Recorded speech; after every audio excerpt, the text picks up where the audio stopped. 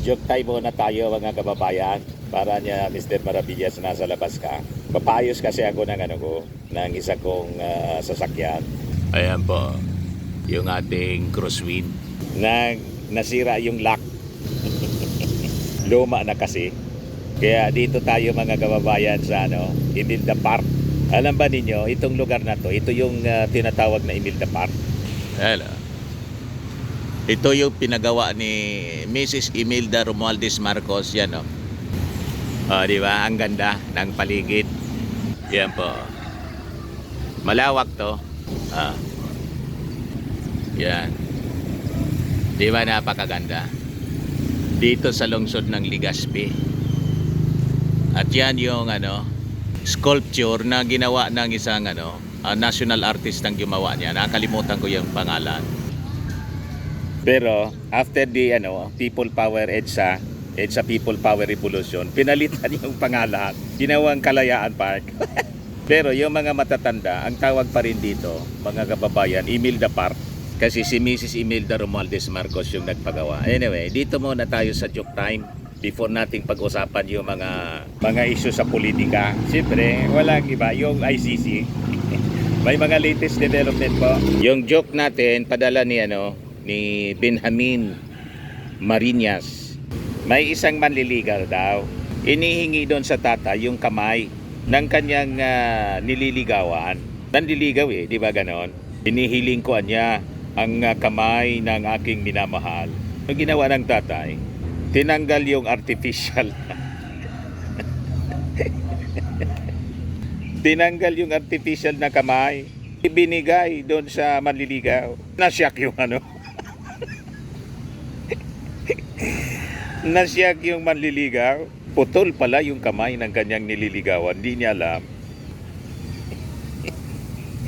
Hindi man maintindihan. Hindi naintindihan kaagad ng tata yung ibig sabihin ng manliligaw. Di binigay. Ayan lang po, mga kababayan, yung short joke. Matik na, 200 pesos. Pakibigay na lang po ng pakipadala ng GCash po ninyo. Ganun lang kadali po magka 200. Dito na tayo sa ating topic. Pinalitan mga kababayan ni Sara Duterte yung kanyang abogado ni Digong natatayo sa ICC, si Mijaldea, pati si Atty. Harry Roque. Hindi na po tatayo ang abogado ni Digong. Biglang nagbago yung isip ni Sara Duterte. Bakit niya, Mr. Maravillas?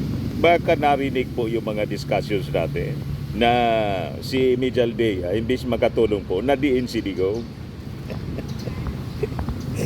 At saka mga kababayan, si Atty. Harry Roque, malamang hindi man pwedeng tumayo as defense lawyer ni Digong.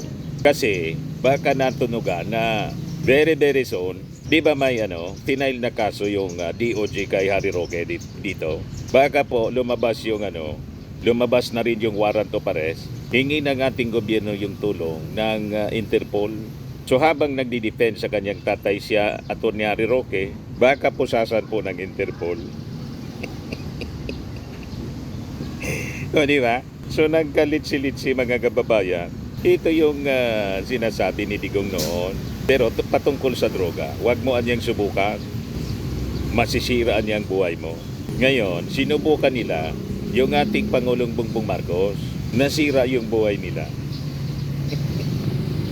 Yan kasi. O ngayon, ito yung balita mula sa ABS-CBN mga kababayan. Yan Mijaldea Roque will not be part of Duterte's legal team, says BP Sara. Pinahamak po ni Mijaldea si Digong kasi po mali yung narrative nila sa defense. Pero sabi ko nga, bakit natin iistorbuhin ang patuloy na pagkakamali nila? Nasabi nga po ni Napoleon Bonaparte, do not disturb. Do not disturb your enemy when he is committing mistakes. Kaya natin sila magkabuhol-buhol mga kababayan. Kasi ito ang ito yung konsekwensya. Ito yung bunga ng kanilang kayabangan. Mayayabang kasi. Diyan na niya Mr. Maravillas, bakit hindi natatayo na defense lawyer. May kinuha daw lang na wala man masyadong paliwanag si Sara. Basta kumuha niya kami ng bagong mga abogado. Yang ibig sabihin, walang tiwala.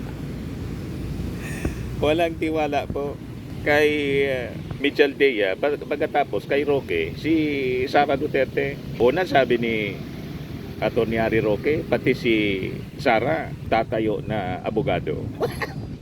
Ibawal sa kanya po ang tumayo, saka kasama siya sa kaso. At malamang sa malamang, pag lumabas yung panibagong warrant of arrest, baka kasama na siya sa ipasok sa detention cell dyan sa Dahig. Kasama si Bato at saka si Bongo. Yan sabi dito, Dahig. Former Executive Secretary Salvador Mitchell Dea and former Presidential Spokesperson Harry Roque will no longer be a part of former President Rodrigo Duterte's defense team for his case in the International Criminal Court. Sabi mga kababayan ni Sara Duterte. Vice President Sara Duterte revealed the development on Tuesday, kahapon po, after making a second visit to her father at the ICC detention facility. Yung narrative nilang paawa, wala nang epekto. Kasi sabi mismo ni Mitchell Dea, sila man lang po yung sumira sa paawa narrative nila. Hindi kasi pinag-iisipan yung mga sinasabi. In a very high spirits niya. Una, si Sara yung nagsabi na in high spirit. Tapos, pinasigundahan ni Mitchell Dea. Si Mitchell Dea, itinakbo sa hospital. Sumama yung pakiramdam kahapon. Pero nakapagbisita siya kay Digong at sinabi niya in a very high spirits. So anong rason na kaawaan si Digong na in a very high spirits siya at saka mabuti yung kalagayan? Kaya yung mga narrative nila na paawa, sila man lang yung sumira. At tulad ng paiyak-iyak ni Bongo po, na ni-chinilas na niya. Bumaba sa eroplano daw si Digong, walang chinilas. Yun pala, walang chinilas kasi naka-rubber shoes. Ang lamig pa naman niya sa Dahig. Wala man lang chinilas. Tapos sabi ni Bongo, patian niya yung gamot. Sanay niya yung dating Pangulo na yung gamot niya binibigay na lang. Isang tambak yung nurse doon sa Dahig. At yung detention cell niya, nasa right wing daw ng hospital facility. Hospital wing pala. Nasa hospital mismo. Hospital building. Nandun yung detention facility. So walang rason, mga kababayan, na hindi maasikaso yung pangangailangan sa kalusugan ni Digong. Nagkabuhol-buhol yung kanilang narrative, mga kababayan. Yung propaganda narrative nila nasira. Kasi nga po, kasinungalingan, di man totoo. O ngayon, sabi ni Sara Duterte, unang-unaan niya, his team is headed by Attorney Nicolas Kaufman. And then, meron pa akong mga kakausapin na mga lawyers. Merong darating na isang abogado. Ini-interview ko siya para sumali sa team. And then, once maayos na yung team for ICC, magwi-withdraw si Attorney Mitchell Dea kasi meron lang limited na mga slots for lawyers. And we want all the lawyers on board na merong ICC experience. Sabi ng isang ICC lawyer, mga kababayan, na nagsalita, si Atty. Buhutan yata yon, hindi ako nagkakamali. Ang pinakamalakas na ebidensya para sa conviction ni Digong, yung mismong anyang mula sa kanyang sariling bibig. Yung mga utterances niyang kill, dokumentado, mga kababayan, naka-record sa video. And it is available online, mga kababayan. Nung sabihin niya yon, nag-cover yung Presidential Communications Office, yung PTV4. Other than yung mainstream media na mga private media companies, ang nakadocument, mga kababayan, mismong gobyerno. At yung kanyang pagyayabang doon, mga kababayan, sa Senado, sa Senate investigation ni Bato mismo, at saka ni yung sa Quadcom. Isabi ng Congress, mga kababayan, pag ni-request na niya ng ICC yung transcript, ibibigay namin sa kanila. You see? So ang nagdiin, mga kababayan, kay Digong, sarili niya. So makukonvict si Digong dahil sa sarili niyang gawa. Siya yung gumawa ng ebidensya para yung impeachment ni Sara Duterte. Lahat ng ebidensya, galing man lang sa kanya, binigay ng kanyang mga tauhan to justify sana yung paggastos ng confidential funds. Ayun, sari-sari mga tsitsiriya po yung nakasulat sa acknowledgement receipts. You see? So sabi dito, the Vice President last week said that Kaufman, a British-Israeli lawyer, will be her father's lead counsel with Roque and Mitchell Diaz, initially set to be supporting lawyers. Roque, who on Monday bared his plans to apply for asylum in the Netherlands, has not been nominated to be part of the former president's defense team as well. Isa pa ito si Atty. Roque. Yung mga plano niya, pinangangalandakan sa buong mundo na magsisik daw siya ng asylum sa the Netherlands. Ayun, nakarating sa ACT party list kay Franz Castro. Sabi ni Franz Castro kahapon, ipa-block daw nila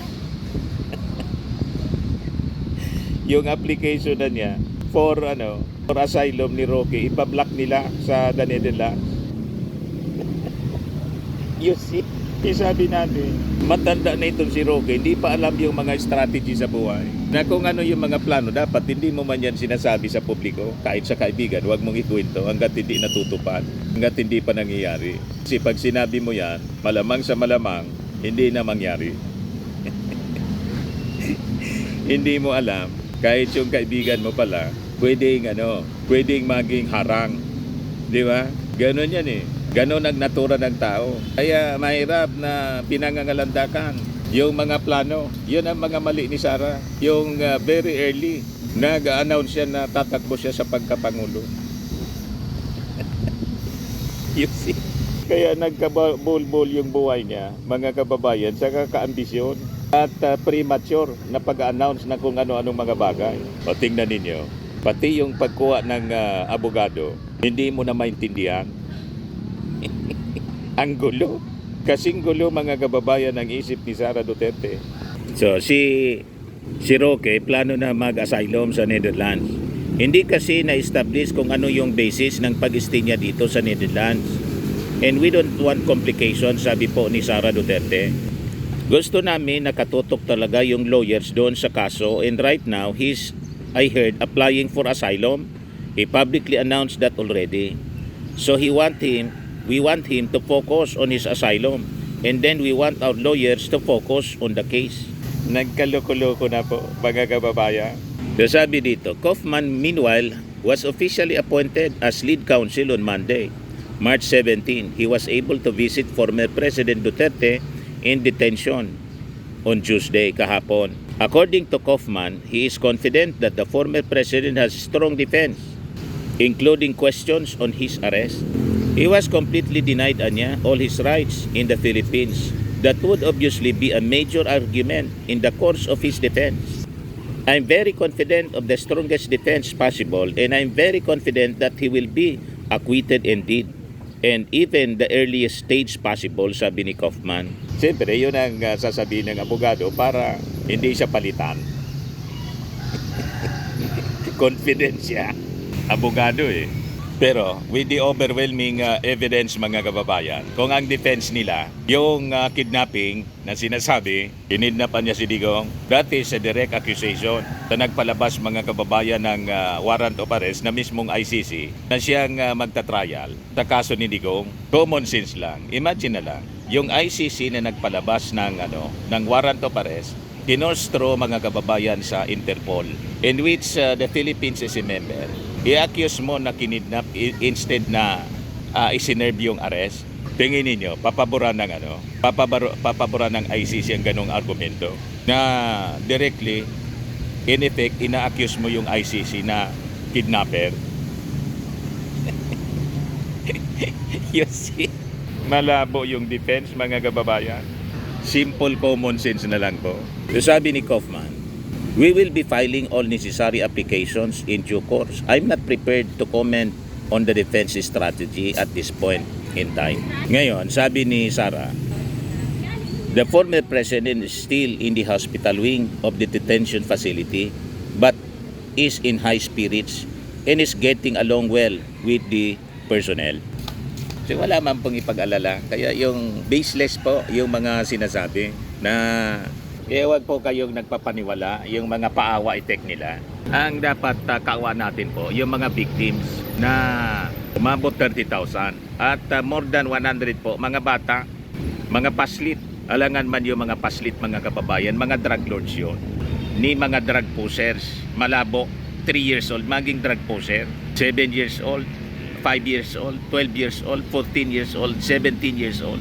Ayan ang mga nangamatay, mga bata. Walang due process yon. Si Digong po binibigyan ng due process. Kaya yung mga mga akusasyon nila na walang due process, human rights. Ngayon ninyo sinasabi, bigla naging importante sa inyo yung human rights. Nung si Digong walang human rights, walang due process, okay lang. Kaya yung mga argumento ninyo, malabo na paniwalaan ng mga tao, lahat drama, fake news, kasinungalingan. Kaya ang dali pong basagin. Maganda yung kalagayan mismo ni Digong as described by Sara Duterte. Yan sabi niya, I have to tell you, he's charming everyone inside. He's very friendly with the people inside. So meron na silang banter So may exchange na sila. Ang sinabi niya sa akin, para akong nasa hotel except hindi ako makalabas. O di ba? Parang tama yung mga description natin. Kompleto po. May library, may gym, may internet, may television. Lahat ng amenities po. Sobra pa sa isang hotel. Kasi nasa hospital. Sa hotel wala man hospital. Di ba? Sobra pa yung amenities kaysa sa ordinaryong hotel o kahit 5-star hotel, kasi sa 5-star hotel wala mang hospital. Yun may hospital. Nasa right wing ng hospital mismo yung detention cell. So kahit lifetime siya na makulong, in good hands siya. So malamang yun ang talagang destiny, mga kababayan, ni Digong, para makapagmuni-muni siya sa mga kasalanang kanyang nagawa at maging magandang lesson para sa kanyang mga anak na parihas niya yung ugali. Kasi pinalaki niya sa maling paniwala, pinalaki niya sa kayabangan. Kaya tingnan ninyo, lahat sila mga kababayan nahaharap sa problema dahil sa kayabangan. So sabi dito, according to BP Sara, it is actually former President Duterte who approves the visitors. She will also attempt to request again for a daily visit under her last day in the Netherlands. It's online, Anya. It's online. So every time na kailangan ko pumunta doon para magpaabot ng mensahe sa kanya, pinapapasok ko siya online. Sinasubmit ko and then nagre-respond sila. And then siya yung nagsasabi yes or no. So I try to limit kung sino yung pwedeng pumasok sa kanya. But apparently, ang rules nila dito ay yung detainee ang magsasabi ng yes or no. So you have to apply and then he'll say yes or no. Ang application ko last time was Friday until Tuesday ngayon. So I was given Tuesday, mag-submit na naman ako ng bago. Meanwhile, the Vice President also provided more details on Mijaldea, who had to go to a local hospital after falling ill while visiting the former president. Nung paglanding nila dito sa Dahig, nag-collapse na siya and dinala siya sa hospital. Kaso, nag-against medical advice siya, discharge. Dahil siya pa lang yung nag-iisang lawyer na pwedeng makipag-usap sa ICC. Lagi namin sinasabi na magpa-check up. Ako kahapon, nagkita kami, sabi ko, diretso na tayo magpa-check up, and he refused. Normal man po yon na mag-collapse sila o manghina kasi yung stress. Pangalawa, hindi sila makatulog dahil sa mga problema. At yung long trip, yung biyahe, siyempre kulang sa tulog. Normal yon na pwede kang mag-collapse at magkasakit. Pero si Digong po, ayos na po, in high spirits. So walang kailangang ipag-alala yung kanyang mga followers dito. Walang pagmaltrato, buhay na buhay. Pero yung mga biktimang EJK, lahat na po spirits. Doon natin dapat ituon ang ating pansin na mabigyan ng hustisya. Kasi yung mga biktima walang due process. Si Digong may due process.